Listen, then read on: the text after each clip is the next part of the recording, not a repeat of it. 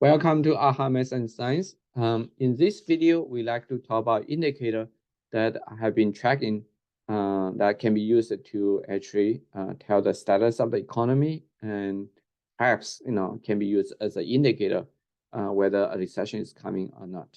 And this is Dr. Copper, the price of copper. So copper is a very important industry material, and it's used in many sectors of the economy. Especially in these days, during this sort of era of electrification of vehicles. Here is the chart for basically on the NYMEX copper futures price. This is a daily chart. This is shown as the lag curve. And also shown here is this blue curve. This is basically the London Metal Exchange, the stock level of copper. So usually, when the stock level is dropping, then the price will go up. So they kind of like track each other. So what is really kind of, I guess, striking in this chart is we can see that it looks like we have two cycles.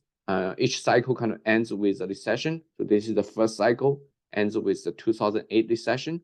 And then we have the second cycle, which is really kind of extended and ends with another recession during the pandemic. Now it seems like we're in this third cycle that is kind of in an uptrend. So let's take a close look at what exactly happens with each cycles. So in the first cycle, as you can see, that there's this trend line. So most of the time, the price is kind of stays above this trend line.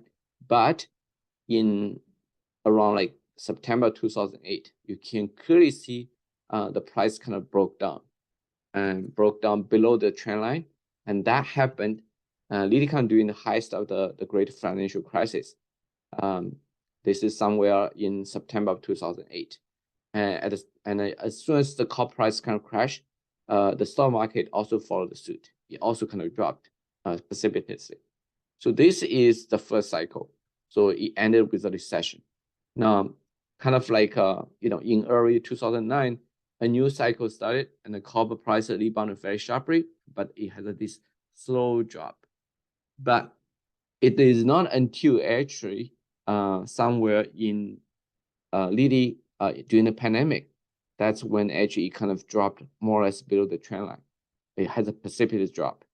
So that you can see that this is from the low in the 2008 to another low in 2016, 2017, and that formed this second trend line.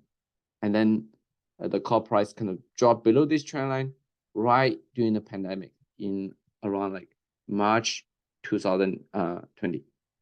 And then this is a very short-lived bear market. So very soon, you can see the price kind of rebounded and then start this third cycle. So now we are kind of in the midst of a third cycle. And now you already have a low in the March 2020, but there's another low kind of in the middle of 2022. So they already kind of started to form a trend line. So this is basically this trend line. You can see just kind of recently the copper price kind of crossed over this trend line. Now, it seems like this is a very compressed cycles. So let's take a close look, see exactly what's going on. So in this third cycle, you can see from the low of 2020, March 2020, and then another low in 2022, we draw this trend line. So generally in this uptrend, but recently something seems to be happening. It just kind of crossed over the trend line and then rebounded. So this is a signal that it really was watching. So, and we suspect perhaps it will not be just kind of dropping, immediately and then precipitously to like, a very low level. It may kind of hover around this level for quite a while, but what we are really interested in is actually this level around 3.4. This is a level which is somewhere kind of the average during this low in 2022, where kind of form a temporary bottom. So if this support level is broken, then it would clearly kind of signify basically the trend line is broken, and most likely Dr. Copper is telling us the economy is not in good shape. But the fact that it's already kind of hovering around the trend line is already kind of sending us an alarming signal. So we need to really pay close attention to this signal, see what happens to Dr. Copper in the coming weeks and months. And this is some level that we can use it as an indicator for a recession. So I hope you have enjoyed this video and find the information presented here interesting. Again, your support really means a lot to this channel.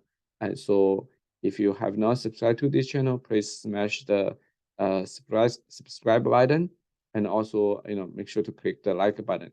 And thank you for watching.